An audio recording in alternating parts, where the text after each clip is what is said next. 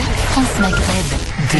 Bonjour à tous, ravi de vous retrouver, c'est le grand forum sur France Maghreb 2, c'est votre talk de fin d'après-midi jusqu'à 18h30, ravi de vous retrouver en ce jeudi 3 novembre jusqu'à 18h30 avec tout à l'heure l'éphéméride avec Amar, le sport et la suite, les résultats de Ligue des Champions d'hier soir, puis d'Europa League pour ce soir, les matchs à venir, de télé il en sera question aussi, et puis on conclura cette émission par une très belle chanson à découvrir tout à l'heure, une belle rencontre entre Grand Corps Malade et Richard Boringer à écouter en guise de coup de cœur tout à l'heure.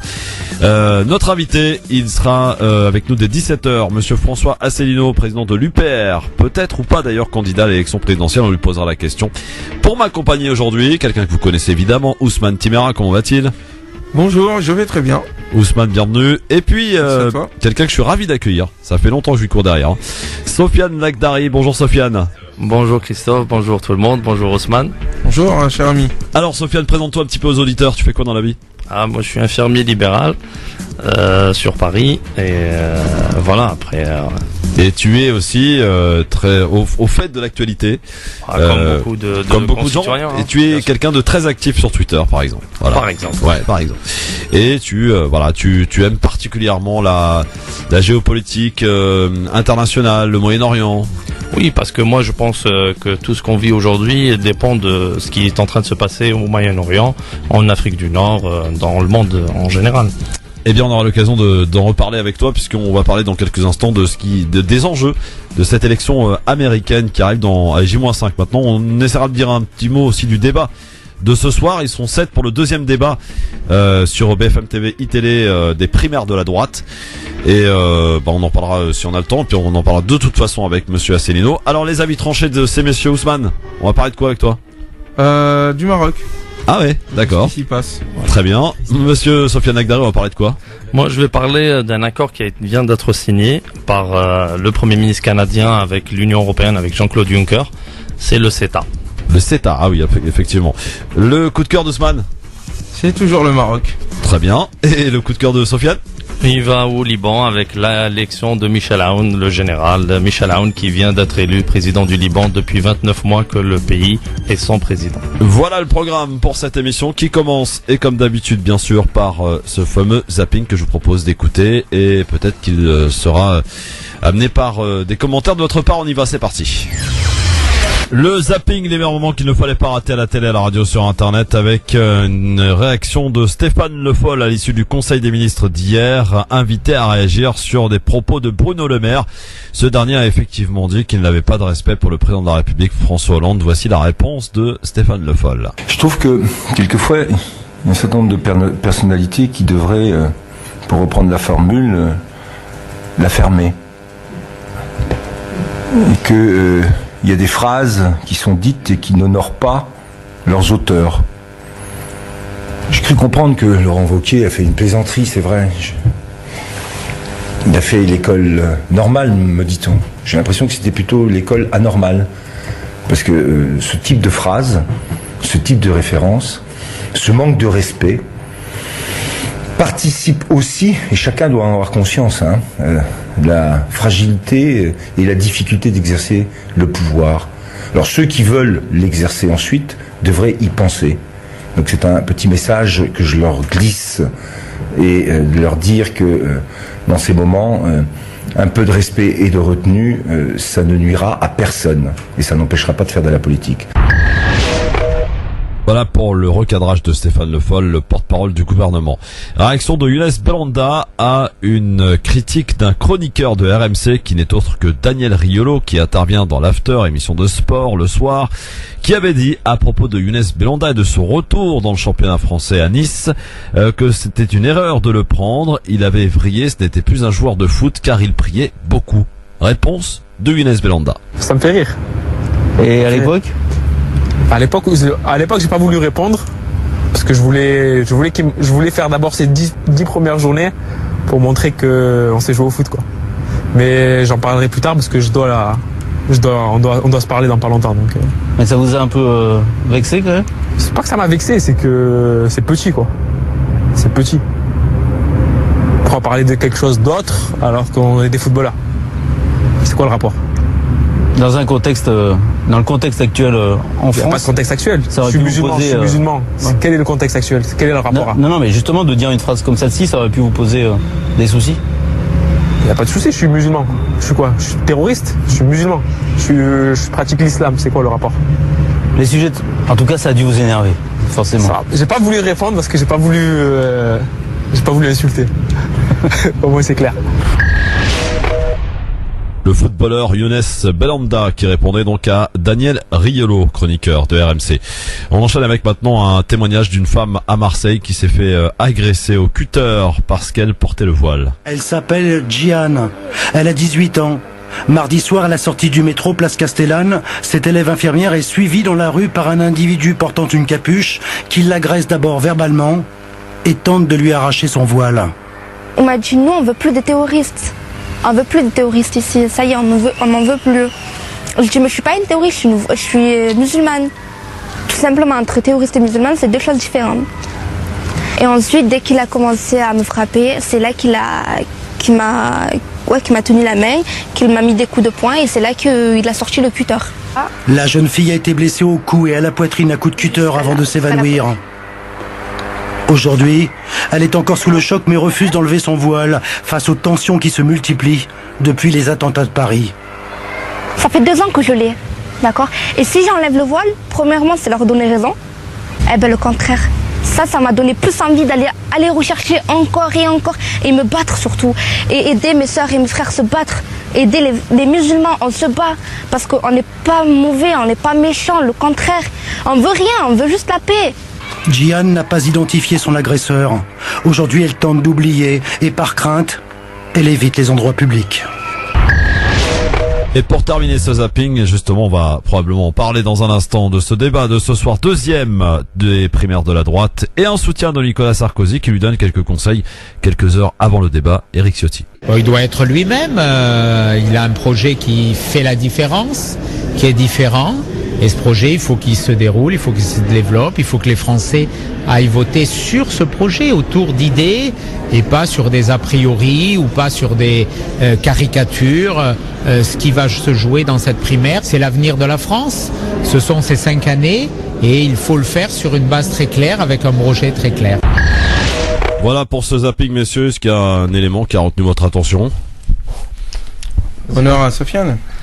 Oui, moi, ces actes islamophobes qui sont à répétition malheureusement et qui commencent à se banaliser de plus en plus dans notre pays. Alors voilà, je dirais que au moins elle dénonce, au moins il y a des gens qui agissent comme le CCIF ou d'autres associations au niveau local. Ousmane? Écoutez, la première des choses, c'est que je suis tout cœur avec ces personnes qui se font agresser. De tout cœur parce que personne n'a à être agressé pour quelque raison que ce soit d'ailleurs. En France, et à plus forte raison quand on est une femme et qu'on est musulmane, d'une part, et j'aimerais bien que la classe politique prenne position comme on a pris position l'année dernière lorsqu'un homme avait été injustement attaqué et qu'on avait dit que justement les juifs avaient le droit de porter leur kippa suite à cette agression. J'aimerais bien que la classe politique en fasse de même. Il est temps que nous soyons cohérents avec nos valeurs et que nous cessions de les appliquer à géométrie variable. Et dans ton zapping, les choix que tu fais sont toujours très intéressants. Entre le ridicule de François Hollande qui court après l'extrême droite, et je ne dis même plus la droite, et le ridicule de ce match de boxe qu'est la primaire la droite des Républicains, j'allais dire UMP, eh bien nous comprenons pourquoi est-ce qu'il y a tant de tensions et que pendant que les politiques se mêlent de mièvreries et de détails, eh bien une partie de la population française a peur, est dans la crainte, et surtout il y a une ambiance de guerre civile que les uns et les autres entretiennent pour des vues électorales et imbéciles. Sur la guerre civile, Sofiane, tu partages? Oui, il y a un climat de radicalisation d'une partie de la société aujourd'hui, et on le ressent au quotidien. Nous, on n'a pas malheureusement, le voile islamique, par exemple, par rapport aux sœurs qui ressentent ça de plus en plus par un regard vraiment de plus en plus agressif. Mais le climat, il est là, hein. Et les hommes politiques sont en train de de surfer sur cette peur des Français qu'on n'explique pas, d'inculture en même temps de nos compatriotes et en même temps du laisser faire que nous laissons en vérité les hommes politiques. On n'est même pas inscrit dans les listes électorales, on n'a même pas de carte d'électeur. Comment peser. Dans un instant, on va en parler de tout cela sur France Maghreb 2. On va parler surtout de vos avis tranchés. Vous écoutez et vos auditeurs, auditrices pourraient réagir au 01 40 33 9000, 01 40 33 90 00. Et on va parler bien sûr des élections états-uniennes qui auront lieu dans J-5. Là, Donald Trump, Hillary Clinton, les écarts se resserrent. Trump reprend des couleurs, va-t-on dire, après l'affaire des emails ressortis par le FBI pour Hillary Clinton. Quelles en sera les conséquences pour elle? On va en parler ensemble dans un instant avec vous.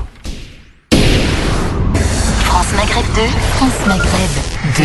Le grand forum sur France Maghreb 2. Merci d'être avec nous, avec aujourd'hui Sofiane Lakhdari et Ousmane Timera pour nous accompagner. Je rappelle qu'à 17h on recevra monsieur François Asselineau, président de l'UPR, pour parler évidemment un petit peu du programme et d'actualité politique intérieure, mais aussi politique extérieure, avec François Asselineau qui a certes un avis un petit peu qui change. D'ailleurs, c'est peut-être pour ça d'ailleurs qu'il n'est pas invité souvent sur les plateaux de télévision ou le grande radio, Sofiane. Non, François Asselineau, on ne voit pas beaucoup.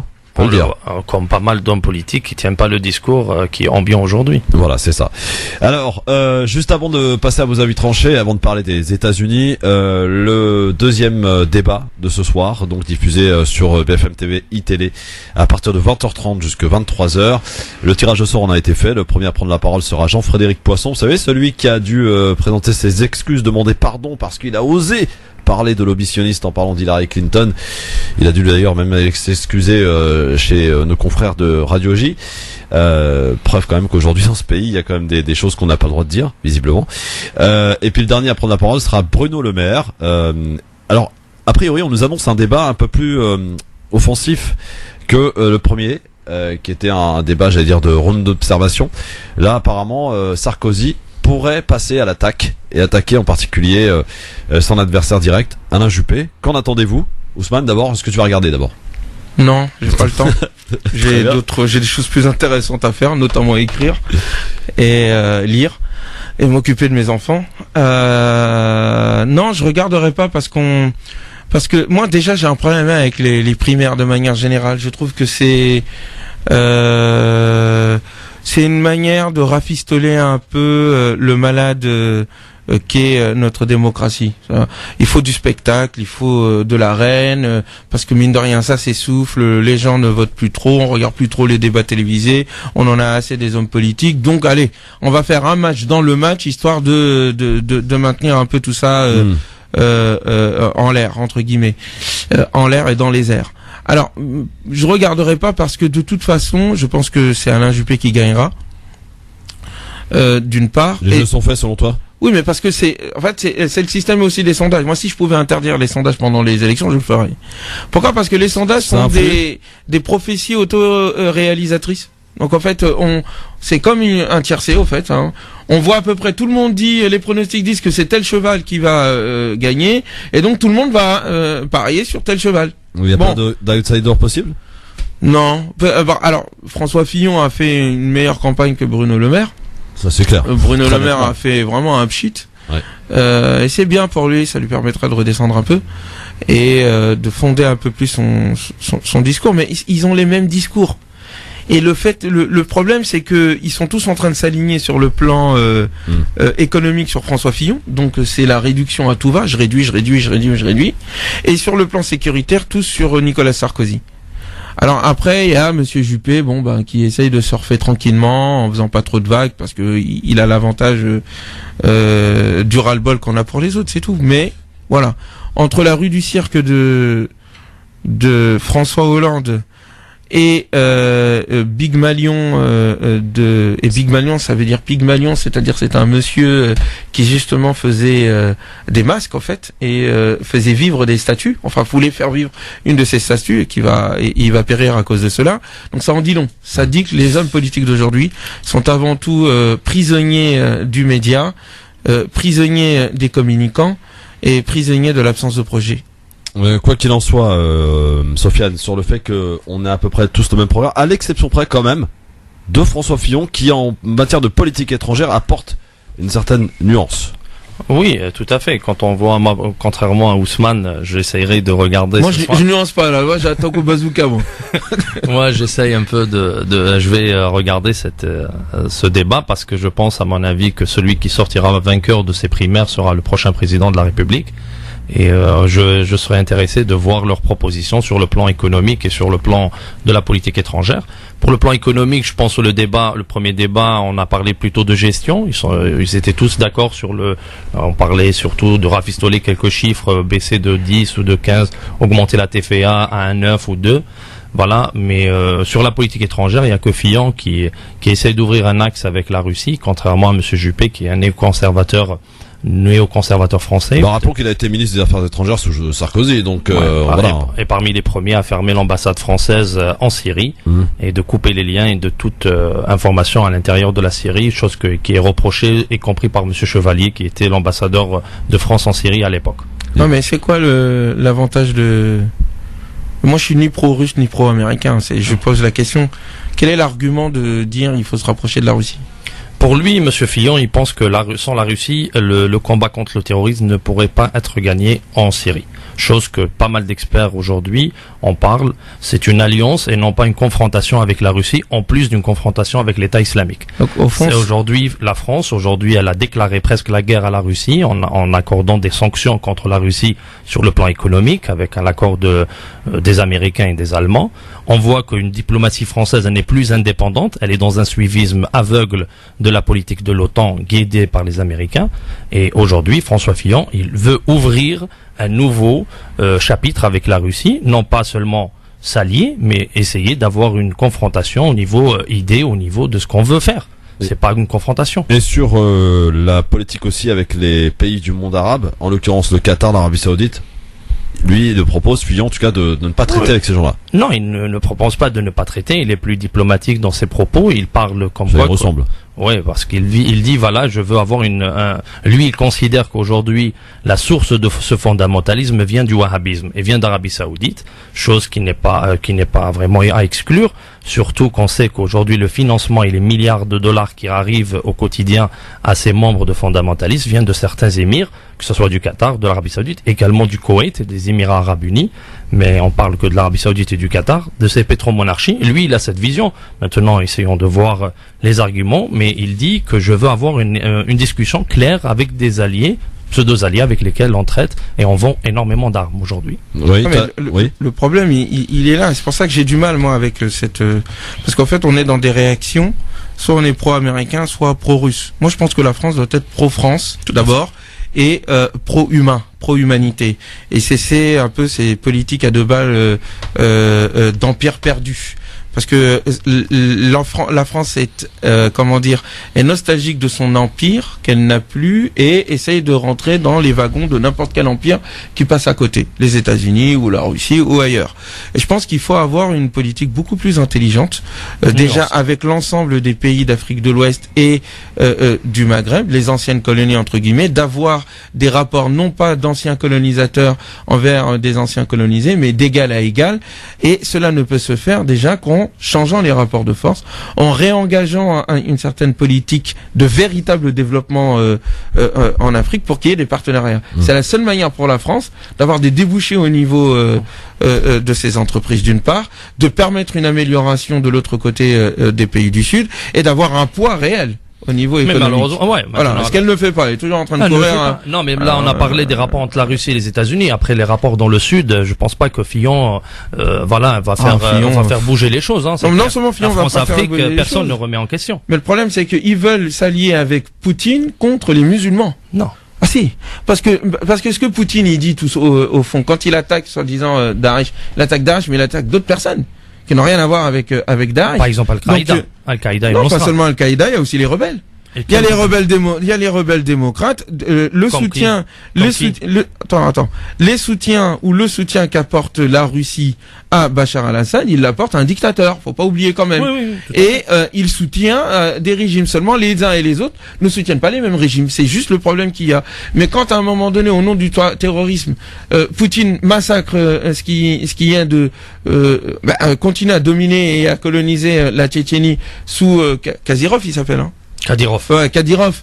Et limite, on est en train, par réaction à Daesh, faire passer Kadyrov comme étant un enfant de cœur. Bon, voilà. Donc moi, entre la Poutine et Obama, moi je suis pour quelque chose d'autre. Oui, mais bon, ça c'est à la France de le créer. Sofiane, mais avant juste- de passer la vie tranchée. Oui, mais juste, voilà, pour les musulmans, il y a 70% de musulmans sunnites en Syrie, il y a des musulmans en Irak, il y a des musulmans au Liban. Aujourd'hui, s'il est en train de s'allier avec eux, c'est pas contre les musulmans, c'est contre une frange, Poutine. Il est contre une frange de certains fondamentalistes. Quand non. tu parles, d'accord, Il est pour ses intérêts. Bien sûr. Avant tout. C'est pas une ONG Voilà. humanitaire, la Russie, hein, Voilà. c'est clair. Les clairs, Faut pas mais oublier que aujourd'hui, Mollah Omar avait été à un moment donné prisonnier, emprisonné à Mans. Il avait été arrêté par les Russes. Et ensuite, ils l'ont relâché. oui, mais on parle de Pourquoi tout est intérêt. Que ce soit les Américains, les Russes ou bien les Français cherchent leur intérêt. Sauf que l'intérêt de la population dans la région est dans la déflagration de ce pays, comme on a vu en Irak. Le but aujourd'hui des Syriens, c'est de garder des institutions d'un État. Sauf que le projet qui se met en place par les Américains, c'est le chaos constructeur. Ils veulent remodeler tout le Moyen-Orient. Aujourd'hui, l'intérêt de ces populations, avec la Russie, c'est de garder les infrastructures. Après, personnellement, pour réformer le régime syrien, il est dans l'obligation. Maintenant, c'est une certitude. Et ça va se faire dans tous les pays, y compris les monarchies. Elles doivent aller vers la monarchie constituante, au modèle anglo-saxon. Et tu penses vraiment que Poutine, qui a laissé le pouvoir pour le reprendre après, est le chantre de la démocratie quand même. Des intérêts. Ah non. Mais surtout pas les Américains, parce qu'on les voit depuis... Ah, mais c'est ça, Attends, 2 petites secondes. Juste le modèle américain qui est depuis 91 la déflagration de l'ex-Yougoslavie. Nous avons vu la Libye, ce qu'ils ont fait. Nous avons vu le Soudan, la division du Soudan. Nous avons vu ce qui s'est passé en Irak en 2003. Nous avons vu ce qui s'est passé en Syrie depuis 2011. Et nous sommes en train de voir le modèle anglo-saxon, le modèle néoconservateur dans nos pays. Maintenant, le modèle russe, on l'a vu qu'en Tchétchénie, mais il faut pas oublier aussi qu'en Tchétchénie, il y a eu des groupes qui ont été alimentés, mais seulement... Des résistants, mon ami. Oui, tout à fait, des résistants. C'est, voilà, si tu veux Après dire. qu'on peut appeler des terroristes. Oui. C'est selon, hein. C'est selon. Maintenant, mais moi, j'ai juste une petite question. Quand tu me dis, il y a des rebelles modérés, j'aimerais bien que tu me... J'ai pas dit modèle modéré. Qu'est-ce que t'as dit? Je sais pas, j'ai dit des rebelles. Non, j'ai dit des rebelles. Non, t'as précisé sur la Non, modération. j'ai pas dit démocrate. J'ai dit il y a des rebelles. Des gens qui étaient en lutte contre Bachar. Mais ces rebelles, ils ont une idéologie. Ils sont pas terroristes. Oui, bien sûr. Après, maintenant, le terrorisme, il est utilisé par tout le monde et par n'importe qui aussi, hein. Voilà. Même aux États-Unis, on parle de terrorisme et on le finance en même temps dans certaines régions quand ça les arrange. Mais juste pour parler au niveau des rebelles en Syrie, tous les experts vous disent que ça soit Nordin Zenki, que ça soit Fath Hacham, que ça soit Ahrar Hacham, que ça soit Al-Nusra qui a changé son nom au Fath Hacham, ces gens, ils ont une idéologie takfiriste qui permet de tuer toutes les personnes qui sont différentes. Je crois que Ousmane voulait parler des rebelles, de ceux qui ont commencé à se rebeller contre Bachar al-Assad. Mais j'aimerais bien savoir une région qui est entre leurs mains ou une fraction avec un nom. Bah, ils en ont pas. Mais ils en ont pas. Mais ils sont où? Ils ont été bousillés, éparpillés. Parce que ou récupérés par des terroristes aussi. Aussi, il y en a certains qui ont filé du côté des terroristes. C'est ça. Aujourd'hui, le conflit entre la Russie et les États-Unis, et c'est un accord qui a été signé entre John Kerry et Lavrov, c'est de séparer ces rebelles modérés des terroristes. Ouais. Chose que les États-Unis ont signé, mais qui n'arrivent absolument pas à le faire. Non, mais c'est pas qu'ils n'y arrivent pas. Ils veulent pas le faire. Tout à fait. Et la Tchétchénie aussi. Mais quel pays pourrait faire la Alors, séparation c'est là entre ces où il modérés? faudrait réfléchir sur une troisième voie. Peut-être pas tout de suite. Elle n'est pas faisable tout de suite. Mais nous sommes en train de vivre les conséquences de la disparition de l'Empire ottoman. Parce que tous ces pays qui partent en cacahuète, là, entre guillemets, étaient sous domination ottomane. C'était le califat musulman, entre guillemets. Je viens d'un pays qui s'appelle l'Algérie. En 1830, c'est les Turcs qui nous ont vendu aux Français. Hein. Je sais pas s'ils vous ont vendu, mais non, ils vous ont pas vendu. Bon, enfin bref, ça c'est une autre affaire. Mais ce que je sais, c'est que de Dakar à Jakarta, il y a 1 milliard de musulmans, et je ne vois pas pourquoi il ne peut pas y avoir de confédération internationale de ces différents États unis ensemble avec des intérêts communs. C'est ce que qu'on d'autres cherche. arrivent à le faire. Nous n'y arrivons pas. Mais il faut avoir les mêmes intérêts. Pour le moment, on a des intérêts complètement divergents. Que ce soit entre l'Iran, que ce soit entre la Turquie, les plus puissants. Le monde arabe, il est inexistant. Et en Afrique, on est toujours en même temps sous domination. On va passer aux avis tranchés parce qu'il faut qu'on avance, messieurs. C'est très intéressant, mais il faut qu'on avance. 5,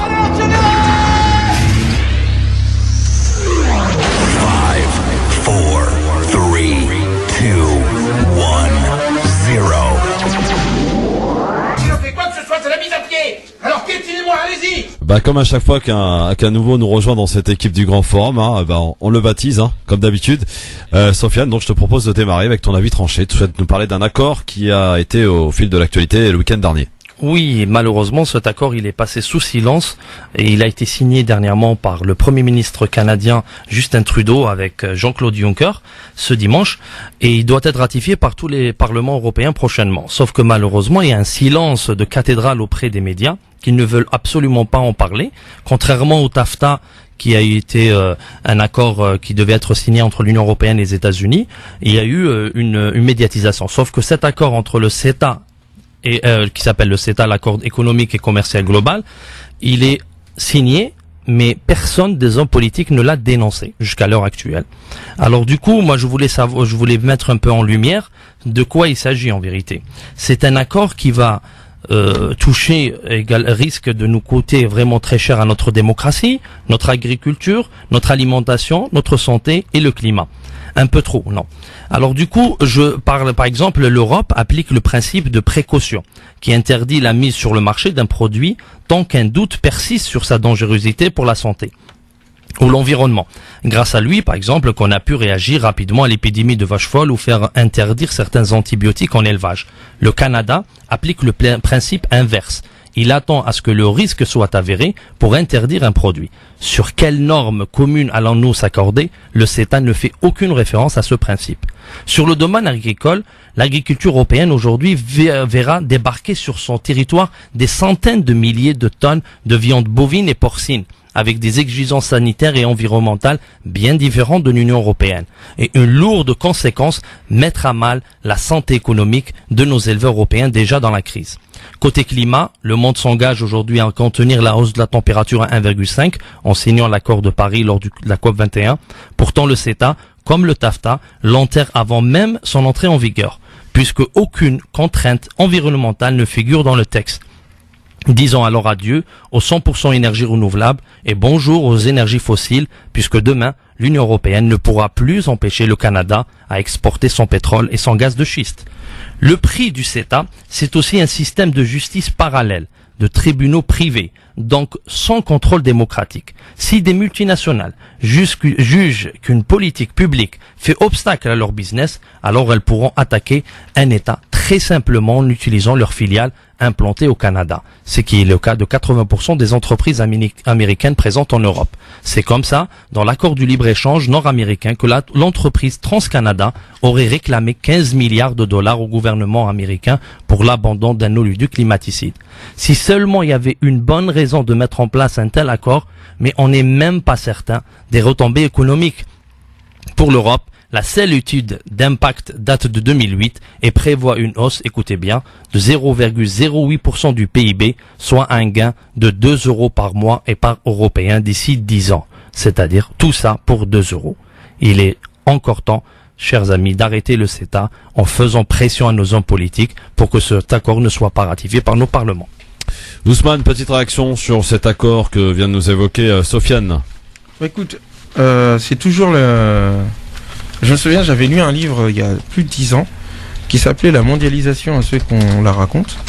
Et il y avait ce type d'accord qui avait été capoté à la fin des années 90 où il s'agissait justement de permettre aux multinationales d'attaquer les États. Et donc c'était un accord secret et puis ensuite il a été diffusé par inadvertance et donc du coup il a été capoté par les différentes manifestations qui ont eu lieu, notamment lors des forums sociaux mondiaux qui se faisaient à Porto Alegre et autres. Et donc du coup près de 20 années plus tard, c'est la même chose qu'on nous a balancé, où effectivement il s'agit de donner le pouvoir aux financiers et aux multinationales sur la démocratie et les États. Mais le problème, c'est que c'est même pas les multinationales qui l'imposent. Ce sont les États qui se vendent et qui font la danse du ventre au marché, en notre nom, sans notre accord. Donc effectivement, c'est un gros souci. La question c'est comment faire pour véritablement changer le système et non pas seulement remplacer les petits pansements. Telle est la question. Avant d'accueillir d'écouter l'avis tranché de Ousmane qui va nous parler de lui du Maroc, Ali est au téléphone avec nous pour une question. Bonsoir Ali. Oui, bonsoir Christophe, bonsoir Ousmane et bonsoir à Sofiane. Je suis vraiment content de t'écouter parce que je connais pas mal aussi sur l'international. Je m'intéresse énormément et puis de t'entendre à la radio. Je me dis enfin un invité objectif comme dessert. Vraiment merci Christophe. Et donc ma question c'est à Ousmane. Oui, cher ami. J'ai entendu Ousmane, je t'ai entendu dire, voilà, Poutine attaque les terroristes et les rebelles modérés. Alors, je voudrais te poser la question. Les terroristes, on les connaît, ils ont l'arme à la main. Mais ces rebelles modérés que Poutine attaquerait, ont-ils l'arme à la main ou alors ils sont avec un micro et puis un stylo et des papiers? Mais à mon sens, que ces rebelles modérés qu'on voudrait nous faire passer le savon, ce sont des terroristes parce qu'un rebelle modéré n'a pas d'arme à la main pour s'opposer à son gouvernement comment dire, parallèlement aux ennemis de la Syrie, ce qui veut dire que c'est un traître à sa patrie. C'est ça le rebelle modéré qu'on voudrait défendre. Surtout qu'ils viennent de 83 pays. Voilà, c'est les rebelles modérés qu'on voudrait nous faire passer une arme à la main. Mais c'est des stylos qui devraient avoir ces rebelles modérés. Mon cher ami, j'ai compris ton propos, mais le conflit a bien commencé. Il y a des faits qui sont passés. Il y a des gens. En 2010, il faudrait demander à M. Roland Dumas comment le conflit a commencé. Il était à Londres et on l'a contacté pour. Oui, sans doute. Donc c'est un complot, c'est un coup d'État. D'accord, c'est un complot qui a fait sortir. Attends, c'est un complot. Attendez, c'est un complot qui a fait sortir des centaines de milliers de personnes pour demander, dans un État qui n'était pas quand même le paradis sur Terre, c'est quand même la Syrie. Est-ce que les États-Unis sont paradis sur Terre? Attends, laisse-moi finir, pardon, s'il te plaît. Là, on parle de la Syrie. On en parlera des États-Unis. Si tu veux, on parlera des États-Unis. Là, on parle de la Syrie et d'une catégorie de la population, en tout cas assez nombreuse, qui a demandé à ce que le système change. Non, et le système dégage. Pardon, dégage, change, voilà. Comme vous voulez. Non, parce que eux, c'était à la suite des. Oh mais attends. C'était à la suite de ce qui se passait en Tunisie, en Égypte, en Syrie, en Libye et dans d'autres endroits dans le pays. Et dans d'autres pays, Attendez, allez, 2 secondes. Attendez. Moi, je ne suis pas dans qui l'a fabriqué ou pas. Je suis pour l'instant dans le fait que il y a des gens qui ont eu raison de demander à ce que Ben Ali, à ce que Moubarak, à ce que Kadhafi, à ce que Assad dégagent. Parce que ces gens-là, c'était pas des anges. Alors, déjà, au moins, qu'on reconnaisse au moins le droit à ces peuples-là de dire non, on en a marre du dictateur. Ensuite, que l'on remette en question les procédés ou le procédé de certains, ou que l'on estime que ça a dérapé et que il y a des gens qui ont infiltré ce mouvement à la base. Cela ne fait aucun doute. Mais il n'empêche qu'il y a des gens en Syrie qui se sont levés contre Bachar al-Assad. Et c'est Bachar al-Assad qui a pris les armes d'abord contre sa population. Non, c'est pas Bachar en premier. Ah bon, c'est qui alors? Ce sont des mercenaires, des snipers qui ont tiré sur la police et l'armée. Non. Bon, les preuves.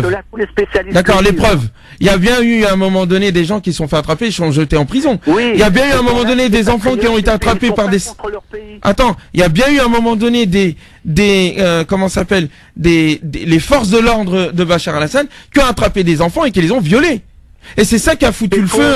C'est pas vrai. Des enfants qui il y a des témoins. Pour dire ça. En tout cas, ce sont des ONG. Non, c'est pas les Free. Non, moi pardon, excuse-moi. Moi, j'ai juste des personnes qui sont dans le combat. Et attends, et même des personnes. Les seules preuves que. Pardonne-moi. En France, des policiers vont violer des enfants. Non, mais la France, c'est pas la Syrie, mon ami. Non. La France, c'est pas la Syrie. Et dire qu'il y a personne qui se fait violer dans les. La Syrie était comme la France, peut-être mieux que la France. Attends, la Syrie était mieux que la France? Il faut demander. Mais c'est sérieux? Excuse-moi, Ousmane. Je vais juste dire 2-3 petits mots. Il y a un médecin qui était à l'hôpital Saint-Louis de Damas, qui n'a pas quitté la Syrie depuis 5 ans. Il a été invité à un médecin-chef, un chirurgien. Il a été invité par une émission de Meta TV. Il a parlé directement. Il a dit, ça fait 5 ans que je n'ai pas quitté la Syrie. C'est la première fois que je le fais. D'après cette invitation. Et écoute-le sur ce qu'il dit, sur ce qui. Mais je l'ai écouté, et j'en ai écouté d'autres, qui sont aussi pendant 5 ans ou 10 ans en Syrie. Merci Ali, merci beaucoup en tout cas pour votre question. Voilà. Non mais moi ce que je veux dire tout simplement, moi je suis pour l'un ni pour l'autre, il faut nuancer. Dire que Poutine c'est Superman et que le mec il est là pour sauver la Terre, faut qu'on arrête. Poutine comme les États-Unis c'est des colonisateurs. Ils sont là pour leurs intérêts. Et que quand à un moment donné les pays arabes et les leaders arabes sont incapables de voir ça, honte à eux. Quand un autre pays vient aider un autre pays, c'est jamais gratuitement. Et la Turquie dans tout ça? la Turquie joue son rôle, malheureusement. Mais Ousmane, ou heureusement, je sais pas. Ousmane, il veut le retour de l'Empire ottoman. Non, moi je veux pas l'Empire ottoman, Harry. Moi je veux pas le retour de l'Empire ottoman. Je veux qu'il y ait une confédération des pays musulmans. C'est possible ça. Ouais. Je vois pas pourquoi l'Union européenne a recréé l'Empire chrétien sous des formes modernes.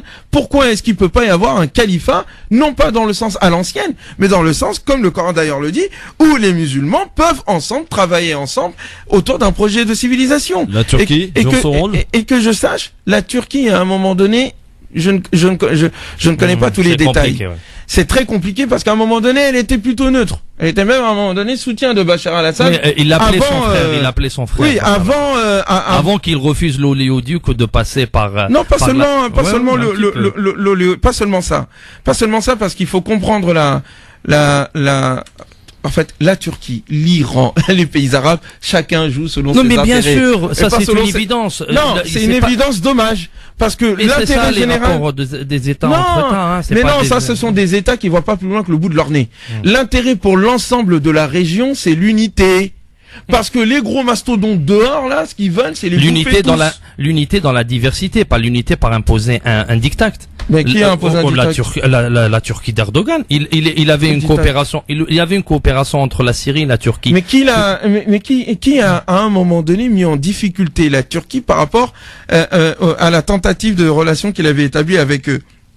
Et la Syrie et l'ensemble des pays arabes. Ce sont les pays arabes. Moi, tout d'abord, moi je vais te je finis juste, qui n'agissent pas selon les intérêts de leur peuple, selon les intérêts de ceux qui les commandent. Il faut savoir que les dirigeants arabes ne sont pas élus par leur peuple. Exactement. Déjà, la légitimité de ces dirigeants ne représente qu'eux-mêmes.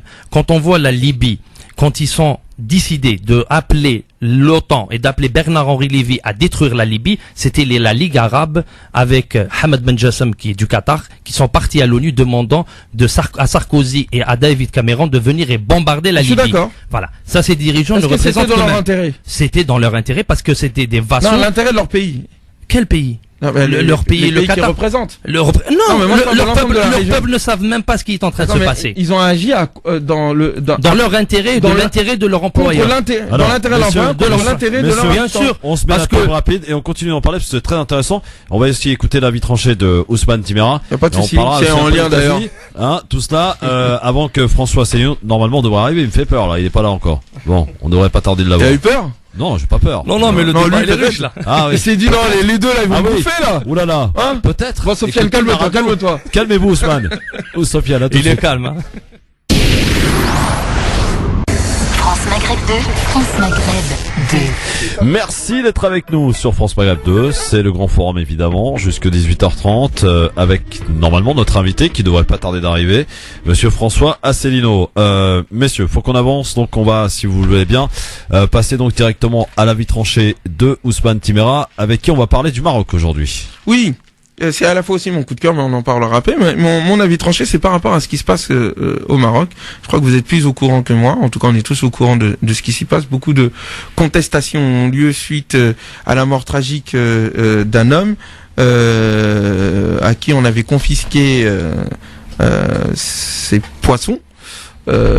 Qui, en tout cas d'après ce que j'ai compris, ne devait pas être pêché. Et ensuite, après avoir jeté sa marchandise dans la benne, celui-ci décidé, parti les rechercher, puis malheureusement l'accident eut lieu, il fut broyé. Une mort aussi atroce dans des conditions aussi ridicules a de quoi effectivement mettre en colère. Et c'est de la bonne santé d'un pays et d'une nation que de voir des individus se lever contre de telles injustices, protester et demander un changement. C'est de la vitalité malgré les craintes des uns et des autres. Je pense que l'État marocain, comme l'ensemble des États de la région, doit apprendre qu'aujourd'hui les peuples ne supportent plus de se faire maltraiter, ne supportent plus l'inégalité, ne supportent plus l'injustice, veulent la dignité. Et tant que les États, les forces de l'ordre, l'administration et toutes les personnes qui sont en haut n'auront pas compris cela, qu'ils s'attendent à ce qu'un séjour on les fasse dégager comme on fit dégager d'autres. C'est l'avis tranché de Ousmane Timéra. Sofiane?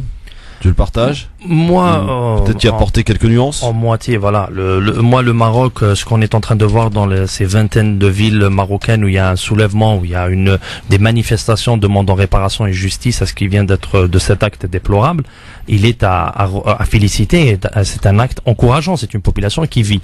Mais par contre, moi, ce que j'ai peur, c'est une instrumentalisation politique, parce que aujourd'hui, au Maroc, il y a une certaine liberté. Il y a des élections.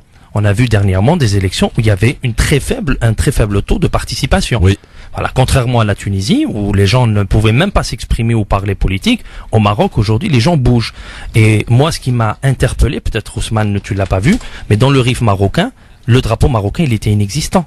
Il y avait un drapeau du Rif marocain et des questions de séparatisme. Ça, c'est la deuxième partie de mon intervention. C'est les questions de séparatisme qui me posent beaucoup de problèmes. Moi, j'ai énormément de critiques envers le roi ou envers le Merzen, mais voir un pays frère se faire déstabiliser sur la base de manifestations légitimes, j'ai peur. C'est de ça, j'ai peur en vérité d'une instrumentalisation à des fins occultes où le Marocain sera la chair à canon aux intérêts occultes et les intérêts... Ils seront arrivés. Moi, je vais juste, Christophe, tu peux aller ouvrir. Il y a notre ami qui vient d'arriver. Moi, pour finir, par rapport à ce que tu viens de dire, Sofiane est parti. Par rapport à ce que tu viens de dire, effectivement, je crois qu'il faut aussi tenir des leçons, tirer leçon de ce qui s'est passé auparavant et ne pas être entre guillemets l'ami gros bêta qui finit par détruire celui qui voulait protéger. Oui, en tout cas, vous pouvez réagir et nous donner votre avis sur le mobile répondeur, notamment sur la situation au Maroc qui questionne, Bonjour. interroge 06 18 21 56 41. Voilà, le voici, il est pile à l'heure en plus, c'est parfait. C'est notre invité que nous allons accueillir, on le laisse s'installer évidemment tranquillement. Le temps, messieurs, peut-être de parler de ce qui va se passer dans 5 jours aux États-Unis, puisqu'il va y avoir, vous n'êtes pas sans le savoir, des élections. Et ce casting proposé aux États-Unis, aux Américains, est Donald Trump et Hillary Clinton. Et Sofiane souhaitait qu'on en parle parce qu'il a quelques informations et éléments à apporter par rapport à cette élection. Sofiane, est-ce que franchement les élections aux États-Unis, c'est ce qu'on est en train de nous vendre dans les médias français, à savoir que Hillary Clinton de toute façon va l'emporter? Ah, moi je pense pas que c'est sûr et certain, surtout quand on voit les dernières révélations. Juste pour nos éditeurs, ce qui s'est en train de se passer aux États-Unis, aujourd'hui, il y a 33 000 mails d'Hillary Clinton qui ont disparu de sa réserve privée, de son serveur privé. Il faut savoir qu'aux États-Unis, il y a un serveur qui doit être utilisé par tous les diplomates, et chose que Hillary Clinton condamnait lorsque les républicains l'utilisaient en 2012, en 2009 quand elle était dans l'opposition. Aujourd'hui, elle utilisait un serveur privé. Le jour où ça a été révélé, elle a imprimé tous ces documents et elle a donné au FBI, mais sauf qu'il manquait 33 000 mails. Ces 33 000 mails viennent d'être découverts dans la boîte mail du mari de la directrice du cabinet, qui est Huma Abedin, qui s'appelle Weiner, Mr. Weiner, qui vient d'être découvert certains éléments de ces emails dans sa boîte, dans son ordinateur. Alors peut-être qu'aujourd'hui, la réouverture de ce dossier par le FBI, alors qu'il a clôturé au mois d'août de non-poursuite, aujourd'hui sa réouverture, pense qu'il y a une dynamite qui a été découverte dans ces mails, surtout quand on connaît les liens de la fondation Clinton avec certains pays qui finance le terrorisme ou l'islamisme fondamentaliste et les djihadistes. Aujourd'hui, aux États-Unis, il y a comme une bombe qui vient de se faire. On en parle depuis quelques semaines, sauf qu'en France, on vient de se réveiller parce qu'on peut pas contourner ou on peut pas éviter de ne pas parler. Les sondages, certes, ils sont utilisés de part et d'autre des deux côtés, que ce soit du côté de Trump ou du côté d'Hillary. Je pense qu'aujourd'hui, au sein des démocrates et aux sympathisants de Bernie Sanders, surtout dans les révélations de Wikileaks, il y a beaucoup de démocrates qui sont très déçus et qui risquent de ne pas y aller voter ou bien d'aller voter contre Hillary Clinton, c'est-à-dire vers Donald Trump. Donald Trump qui a une certaine réserve quand même s'il a été lâché par son propre camp, il a une certaine réserve. Mais il est bien conseillé, surtout par un certain général Flynn, qui est l'ancien de la DIA, c'est l'action militaire, service secret militaire, le général Flynn, qui a déclaré en 2012 qu'à partir de 2012, il avait alerté le département d'État comme quoi l'imminence de l'État islamique. Ce général Flynn, aujourd'hui, c'est le conseiller numéro 1 de Donald Trump. Ouais. Ousmane, en un mot? En un mot, déjà, je suis très content de cette analyse apportée par Sofiane, qui sont factuelles. Donc c'est très bien.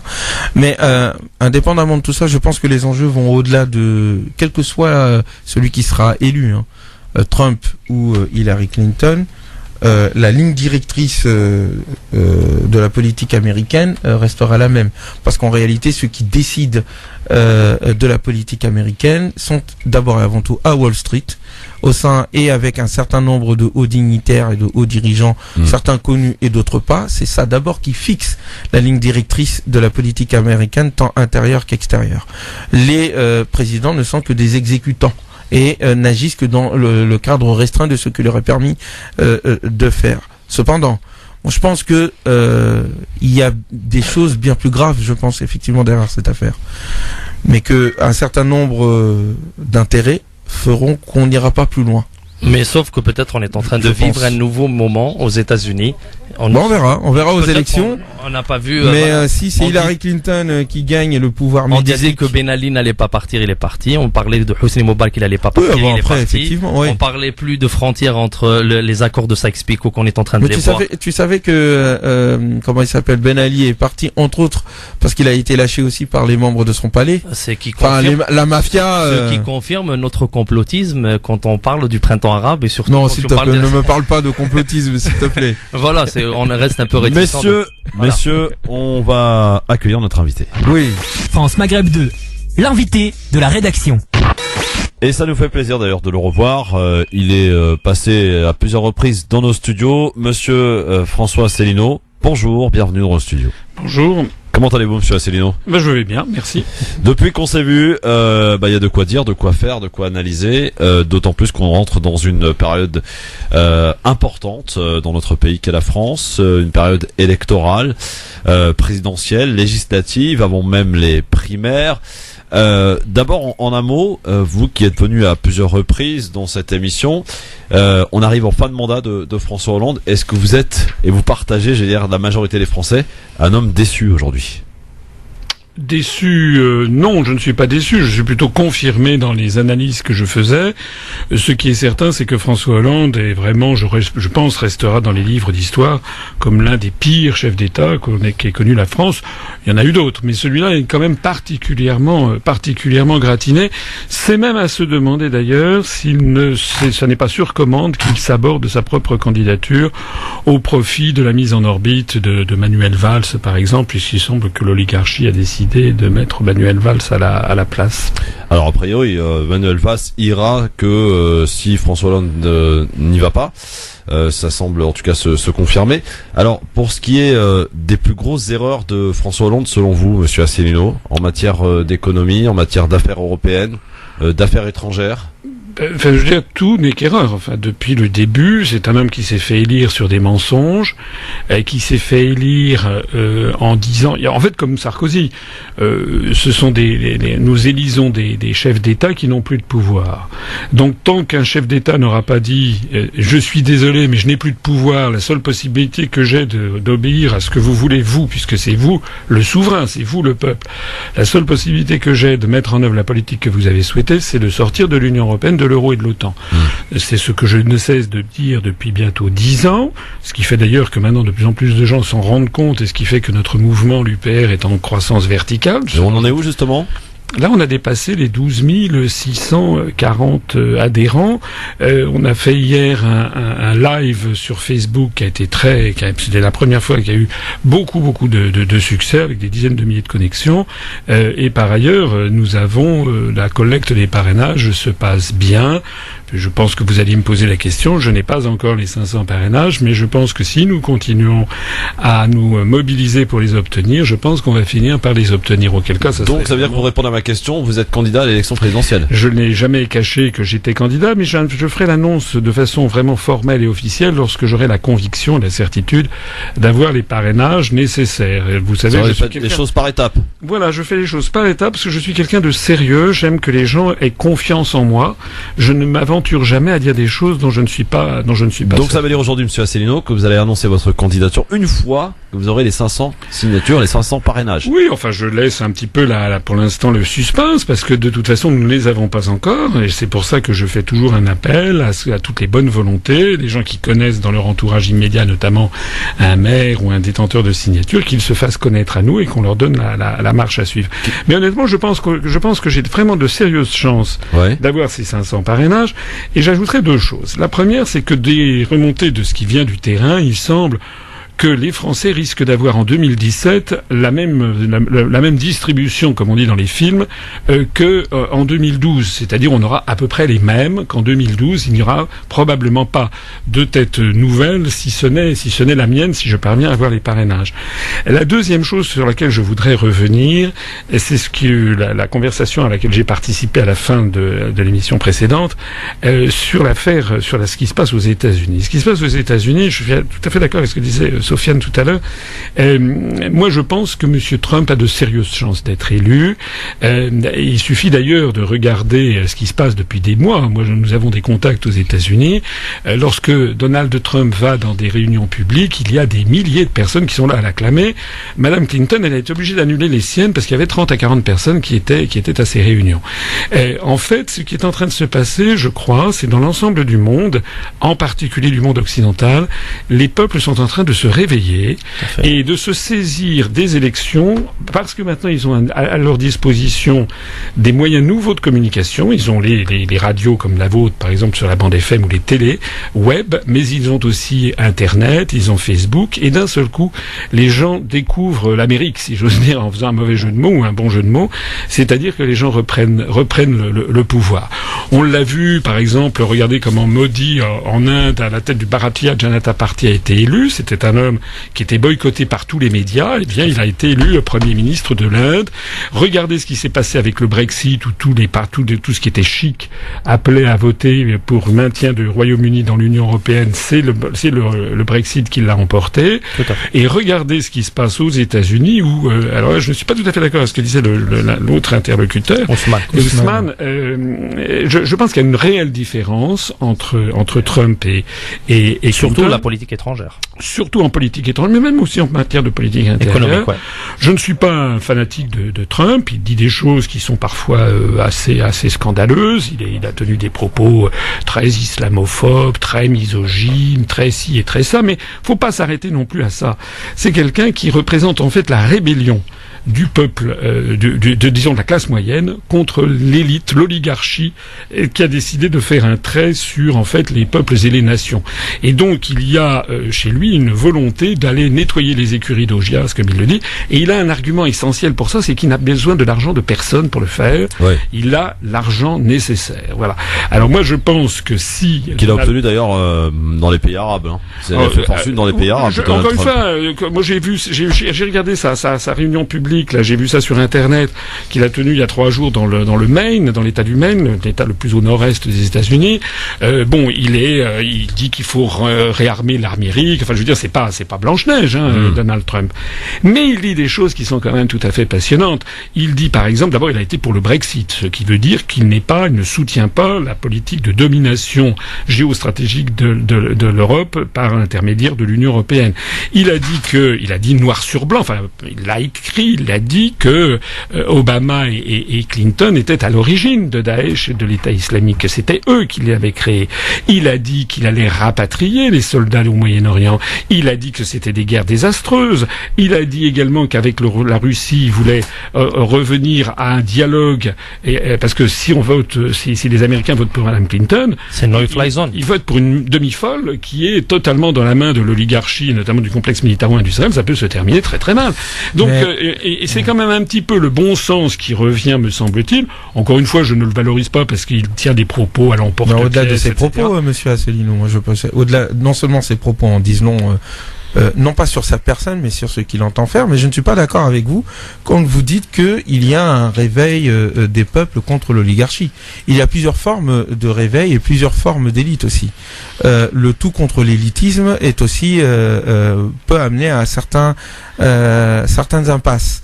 Mais au-delà de cela, c'est d'abord et avant tout le recroquevillement d'une certaine catégorie de la population américaine blanche, d'abord, qui se sent envahie, qui se sent en tout cas en crainte de disparition, voire de colonisation à l'envers, et c'est ce qui ressemble aussi dans une partie de la population européenne, où il y a des relents de populisme de droite, parce qu'il peut y avoir du populisme de gauche aussi, mais de relents de populisme de droite, où la lutte contre les méfaits de l'Union européenne ne se traduit pas par une politique beaucoup plus humaniste, mais par un recroquevillement, un appel à un retour en arrière, aux valeurs anciennes, à ce qui faisait notre force, au rejet de l'autre, à la réduction. Du coup, on est entre la réduction sur le plan financier, la volonté de servir de laquais aux forces internationales financières d'une part, et à cela répond une forme de volonté de balkanisation ou de recroquevillement et de rejet de l'autre. Ça, je suis donc on est dans ces deux. Non, justement, c'est une. Ça, il n'y a pas que ça chez Trump, mais il y a surtout ça. Non, mais c'est l'alternative qui est présentée par l'oligarchie. Pourquoi est-ce que vous croyez que Madame Le Pen est constamment dans les médias français? Pourquoi est-ce qu'elle a été reçue? Elle y est un peu moins là. En grande, depuis quelque temps, elle y est un petit peu moins, mais. C'est parce qu'elle n'en a pas envie. Oui, c'est parce qu'elle se réserve pour la suite. Pourquoi elle a été reçue en grande pompe par le magazine Time à New York, etc. Pourquoi dans tous les pays d'Europe les grands médias qui sont tenus par l'oligarchie, à la fois font la campagne de Madame Clinton. C'est effarant de voir, par exemple, comment tout le monde est derrière Clinton, la campagne, alors que c'est quand même. Je tiens à préciser quand même quelque chose, c'est que Madame Clinton, c'est quand même la mafia. Et c'est pas une formule. De toute façon, c'est pour ça qu'elle est mal aimée aux États-Unis. Non, mais c'est pas mal aimé. Nous avons affaire, parce que tout à l'heure, Sofiane citait la rouverture du dossier par James Comey, qui est de l'FBI. S'il a réouvert ce dossier, c'est à mon avis parce qu'il a chaud aux fesses, parce que les sondages, les vrais, montrent que Trump a de bonnes chances de gagner. Donc James Comey, qui avait enterré le dossier au mois de juillet, si maintenant il se rend compte que le prochain président de la République, c'est Donald Trump, il peut terminer carrément au trou et en prison. C'est la raison pour laquelle, à mon avis, il a eu peur pour ses propres abattis et qu'il a rouvert le truc. Parce qu'il a rouvert le dossier de Madame Clinton sur l'incrimination de la loi RICO de 1970. RICO, c'est Racketed, comment dirais-je, Corrupt, Influence Corrupt Organization, c'est-à-dire une loi qui vise les organisations criminelles qui agissent par l'intimidation et la corruption. C'est le crime organisé. Donc, d'ailleurs, Madame Clinton a de sérieuses chances d'aller en prison si Monsieur Clinton. Alors, cette oligarchie mafieuse et criminelle qui a pris le pouvoir, là, a également mis la main sur les grands médias en Occident, et ces grands médias ont intérêt à faire croire à la fausse problématique que vous avez évoquée, à faire croire que si l'on n'est pas pour la destruction de tous les acquis sociaux, si on n'est pas pour l'abolition des frontières, ce serait à ce moment-là qu'on serait favorable aux chambres à gaz ou à quelque chose. Or cette problématique-là, elle est fausse. C'est exactement ce qui est en train d'ailleurs de présenter le Brexit avec Madame May. Vous avez vu d'ailleurs au passage aujourd'hui même, on a appris que la haute cour de Londres a décidé que c'est le Parlement qui devrait autoriser Madame May à proclamer l'article 50 pour sortir de l'Union européenne, ce qui est un coup de Trafalgar. Ça peut être réglé de plusieurs façons, parce que maintenant le gouvernement s'est porté devant la Cour suprême britannique, parce que vous savez qu'au Royaume-Uni, actuellement, le Parlement est majoritairement défavorable au Brexit. Donc ça va être la Cour suprême britannique qui devra trancher début décembre pour savoir si le référendum prévaut sur la position du Parlement. Si d'aventure la Cour suprême confirmait que c'est le Parlement qui doit valider le vote du peuple, ce serait absolument ahurissant, mais je pense que Madame May à ce moment-là sortirait un joker qu'elle a eu d'ailleurs tort de ne pas sortir auparavant, c'est la dissolution de la Chambre des communes et faire appel au peuple pour trancher le débat. Mais on voit bien derrière cette affaire britannique que l'oligarchie n'a pas dit de son dernier mot et qu'elle tend à revenir, elle veut revenir sur la décision souveraine des peuples. Moi j'entends ce que vous dites, mais je ne vous mets pas, je comprends que vous y ait une nuance c'est pour ça que je disais qu'il y a différentes formes, déjà, de souverainisme et de populisme. Celle qui est présentée, c'est qu'on nous met en demeure de choisir entre les ténèbres et la nuit. Et tout le problème est là. Et qu'il y a peut-être des personnes qui ont des bougies allumées. Mais sauf que voilà. Pour revenir à ce qui se passe en France ou dans les différents pays occidentaux, ce qui est en train de se passer, c'est une lutte contre l'oligarchie, mais une résistance qui tourne à droite, à l'extrême droite. C'est ce que je pointe. Peut-être qu'il faudrait une alternative qui permette à donner une porte de sortie. Ah ben écoutez, intervenez, c'est d'ailleurs la raison pour laquelle... mais c'est pour ça que je vous tends le micro. C'est la raison pour laquelle on me tend une alternative qui permette de sortir par le haut. Sinon, on peut sortir par le bas. Pourquoi est-ce que écoutez, l'UPR, notre mouvement, on a un site internet upr.fr. Depuis maintenant plusieurs semaines, il est devenu le site le plus consulté de tous les partis politiques français. Sans pub. Sans invitation, on a dans les grands médias. 1% des voix, 0,9%, on a fait 190 000 électeurs aux dernières élections régionales. Je pense que si je suis candidat, je pèse mes mots, je pense que je vais faire la surprise des élections de 2017. Ça sera moi, la surprise. Mais encore faut-il que je sois candidat. Or, tous les grands médias refusent de me donner la parole. C'est quand même hallucinant. Et on a saisi le Conseil supérieur de l'audiovisuel, le CSA. Qui vous a répondu? Qui nous a encore une fois répondu de façon dilatoire, du style, c'est très intéressant ce que vous dites, on va réfléchir. Bon. Mais qui Il en faut du temps, pour réfléchir. Qui est président du CSA? C'est monsieur Schramek. Monsieur Schramek est l'ancien directeur de cabinet de Jospin. Est-ce que vous imaginez ce que l'on dirait si, par exemple, en Russie, l'organisme chargé de l'égalité d'accès des forces politiques aux grands médias russes était un proche de Poutine? On en ferait des gorges chaudes. C'est pourtant exactement la situation qui se passe en France. Et si l'on veut attaquer les décisions du CSA, il faut se porter devant le Conseil d'État. Mais monsieur Schramek est membre du Conseil d'État. Donc c'est le serpent qui se mord la queue. C'est absolument hallucinant la situation dans laquelle, c'est une honte, la situation dans laquelle se trouve la France. Alors, on va continuer ensemble cet entretien, François Asselineau. On a un peu parlé de tous les sujets. J'avais prévu quand même qu'on parle un peu de l'actualité française avant d'en venir à l'Europe et ensuite à quelques dossiers chauds de l'actualité internationale. Donc les États-Unis, c'est bon, on en a parlé, on a compris en tout cas votre vision.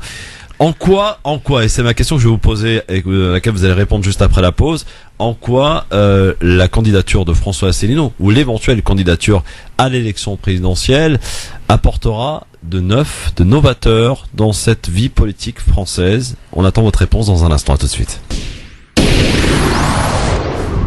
France Maghreb 2, France Maghreb 2. Merci d'être avec nous sur France Maghreb 2 dans cette émission Le Grand Forum jusque 18h30 avec notre invité monsieur François Asselineau, président du mouvement qui s'appelle l'UPR. Je vous posais la question avant la pause, François Asselineau, en quoi votre candidature éventuelle à l'élection présidentielle, en quoi votre mouvement, votre voix portera une nouveauté dans la vie politique française. Quand je dis nouveauté, c'est changer de tout ce à quoi on a le droit depuis de nombreuses années maintenant, si on remonte quelques années en arrière. Eh bien, si je suis candidat, d'abord, ça sera une immense surprise pour l'oligarchie. Parce qu'actuellement, pourquoi je ne passe pas dans les très grands médias? Parce qu'ils pensent qu'en m'empêchant d'être connu sur toutes les télés, toutes les radios, je ne pourrai pas avoir les parrainages. On rira bien qui rira le dernier. Deuxièmement, si j'ai les parrainages, si je suis candidat, je serai le seul candidat, très probablement, à avoir eu ces parrainages contre justement la domination des grands médias. Voilà, je suis un peu, on parlait tout à l'heure de Trump. Trump disait qu'il a 93% des médias contre lui. Moi, j'en ai 100%. Des grands médias, pas des petits médias ou des médias régionaux. Heureusement, maintenant, des journaux locaux me donnent la parole. Mais les grands médias, j'ai 100% contre moi. Et donc, la première chose, c'est que c'est le peuple français qui imposera un candidat, par l'intermédiaire de ses représentants, qui imposera un candidat dans l'élection. Il y a une raison pour laquelle je ne suis pas, on ne me rend pas public dans les grands médias. Quelle est cette raison? Je suis le seul à ne pas avoir fait une alliance faustienne, comme je dis, avec le diable. C'est-à-dire que je suis le seul qui considère que nous devons faire prévaloir la démocratie, démo ça veut dire le peuple, le pouvoir du peuple. Je suis le seul qui prenne, qui fait un programme, qui réfléchisse en permanence à ce que veut, ce que je crois, ce que je pense, à ce que veut le peuple français. Moi, je ne suis pas en Goldman Sachsocratie. Voilà.